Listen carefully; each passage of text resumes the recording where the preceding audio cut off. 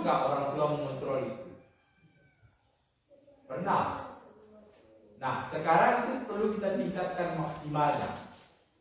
Yang kemarin-kemarin hanya kita kontrol biasa-biasa saja. Sekarang perlu peningkatannya. Jangan sampai kejadian anak sudah duduk di kelas 3, anak sudah duduk di kelas 4, masih belum bisa membaca. Jangan menyalahkan gurunya saja. Pernah nggak kita introspeksi diri di rumah? Nah, seperti itu namanya posisi kontrol restitusi. Nah, jadi materi terakhir ini keyakinan kelas, ya. Yang berikutnya tentang keyakinan kelas. Nah, di sini kira-kira saya tanya sebelum masuk ke keyakinan kelas, Bapak Ibu guru pernah menulis atau menerapkan keyakinan kelasnya enggak? Nah, apa kira-kira contoh keyakinan kelas yang Bapak Ibu pernah buat? Banyak. Dalam hal kalau di dalam kelas, disiplin. Ya. Bertanggung jawab. Yang pertama keyakinan kelas di sini disiplin, ya. Disiplin. Yang kedua, Bertanggung jawab. ketertiban kelas. Apalagi? Kebersihan. Yang kedua, yang keempat, tepat waktu, disiplin waktu. Ya, disiplin. Yang Sekarang mengerjakan tugas yang diberikan harus tanggung jawab. Ini contohnya. Tanggung jawab. Ya. Nah, ini yang namanya keyakinan kelas.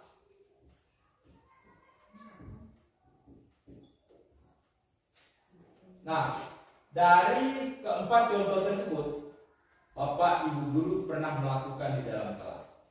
Nah, sekarang tugas kita, ya, tugas kita sebagai seorang guru harus mampu membuat atau meyakinkan atau melaksanakan keyakinan kelas tersebut dengan siswa kita. Seperti contoh, kita tulislah keyakinan kelas, kita sepakati dulu, kita pikirkan dulu apa di dalam kelas ini. Kan biasanya anak-anak melanggar, ya, contohnya memukul teman. Pernah nggak kita membuat keyakinan kelas kita supaya anak-anak tidak melanggar ini? Nah, sekarang tugas kita membuat keyakinan kelas. Setiap dalam kelas kita membuat keyakinan kelas kita. Ajak siswa kita, ajak murid kita untuk duduk bersama. Sebelum memulai pembelajaran, ajak siswa kita untuk duduk bersama. Ayo anak-anak, kita buat keyakinan kelas kita. Kita buat kesepakatan kelas kita, keyakinan kelas kita. Apa keyakinan kelas kita?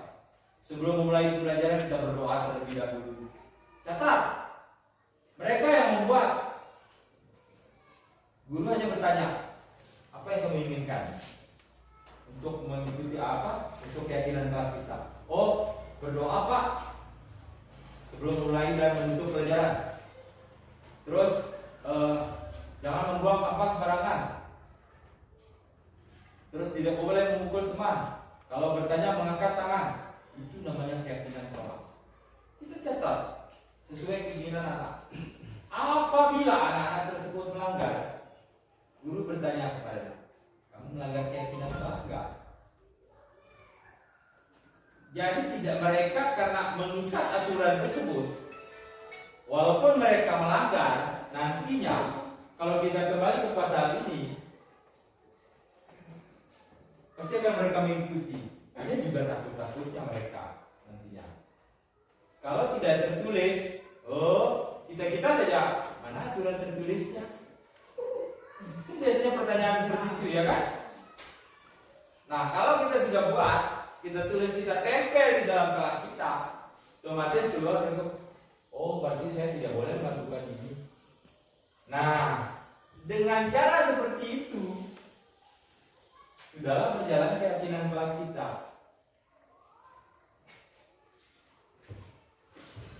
Beli kertas manila, tulis di situ, tempel di papannya masing-masing. Keyakinan kelasnya.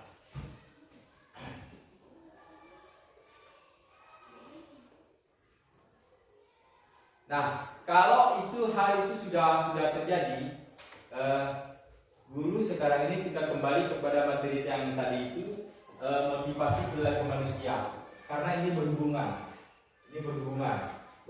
semua, ya. Kalau kita membuat keyakinan kelas, walaupun anak-anak didik kita, walaupun murid-murid kita melanggar, tidak boleh memberikan mereka hukuman fisik. Pendekatan emosional saja. Oh, kamu tidak boleh melakukan ini. Nantinya pada segitiga restitusi ini berhubungan.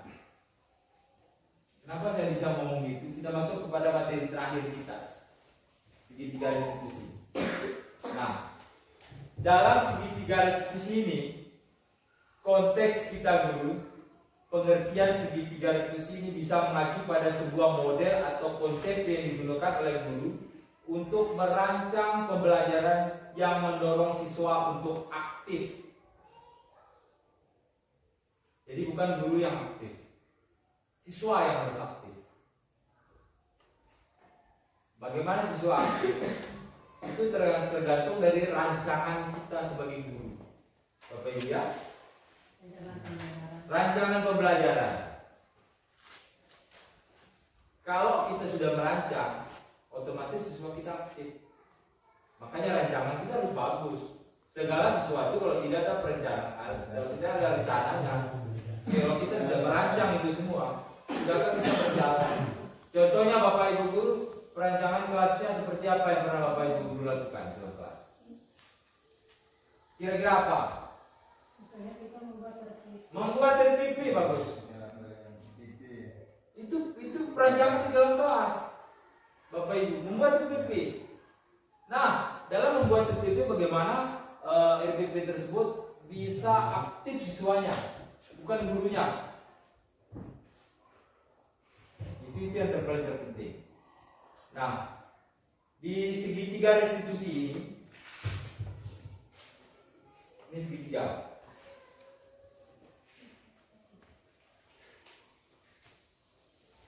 Ini ada fungsinya. Di sini validasi tindakan yang salah. Ini.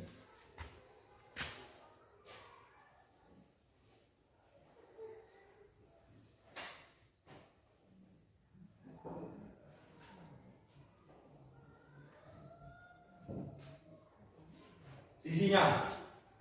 Terus yang keduanya menanyakan keyakinan.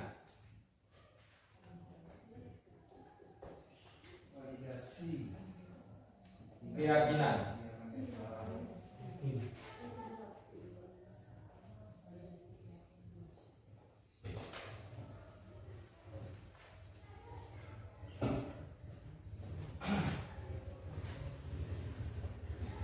Yang ketiga, menstabilkan identitas.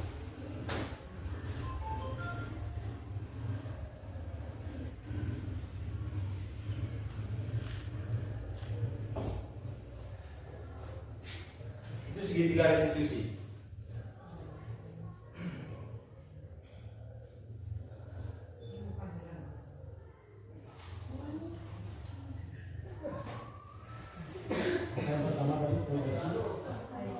Validasi tindakan yang salah, menanyakan keyakinan, menstabilkan identitas. Ya. Nah, dari urutan segitiga restitusi ini kemarin sudah pernah saya lakukan. Contohnya Hafid, ya, hari Senin terlambat dia datang ke sekolah, tidak memakai dasi dan topi. Contohnya, saya menanyakan, ya, apa yang salah di dia? Ternyata dia terlambat bangun tidur, tidak memakai topi dan dasi. Nah, di sini kita validasi tindakan yang salah siswa kita. Atau contohnya tidak mengerjakan PR. Kalau kita lihat, nah, kamu sedang apa? Oh, saya tidak mengerjakan PR. Tentunya mereka punya alasan tidak mengerjakan PR. Itu yang kita validasi mereka. Nah, walaupun begitu mereka tidak mengerjakan PR, tidak memakai topi dan dasi, lantas guru marah nggak? Tidak boleh. alasan sendiri kenapa melakukan kesalahan itu. Ini yang namanya menstabilkan identitas. Caranya menstabilkan identitas tersebut. Nah, kamu melakukan kesalahan tidak mengerjakan PR, tentu ada alasannya. Oh, tidak apa-apa nak. Bukan hanya kamu saja tidak mengerjakan PR. Kemarin temannya juga tidak mengerjakan PR yang sama. Nah, itu namanya menstabilkan identitas mereka. Lantas guru tidak boleh marah-marah. Kamu tidak kerja PR begini. Down anak-anak kita. Besok-besoknya mereka down. Tidak bisa seperti itu. Kita stabilkan mereka dulu. Tanya mereka dulu. Apa alasannya mereka dulu. Nah, kalau mereka sudah mengatakan, oh saya terlambat bangun karena tadi malam saya menonton terlalu lama, Pak. Mereka sadar akan kesalahannya mereka. Nah, sehingga sikap kita guru menanyakan keyakinan mereka, keyakinan kelasnya. Karena kita sudah buat di dalam kelas. Kira-kira nak, kamu melakukan ini melanggar keyakinan kelas nggak? Otomatis mereka akan mengatakan, oh iya Pak, saya melanggar keyakinan kelas. Supaya tidak mengulangi kesalahan Nah, yang sama. Guru pun akan menanyakan bagaimana cara tidak mengulangi kesalahan yang sama. Itu yang namanya segitiga restitusi. Jadi kita guru tidak monoton harus marah-marah kepada anak-anak didik kita. Tanya mereka, stabilkan identitas mereka. Seperti itu yang diinginkan oleh pembelajaran kita. Nah, dari hal tersebut yang sudah saya sampaikan, kira-kira ada pertanyaan nggak dari Bapak dan Ibu? Silakan Bu. Ini sesuai pengalaman saya. Ya. Kalau ada anak yang tidak mengerjakan PR, tetap saya tanyakan, Ya. kenapa tidak mengerjakan PR?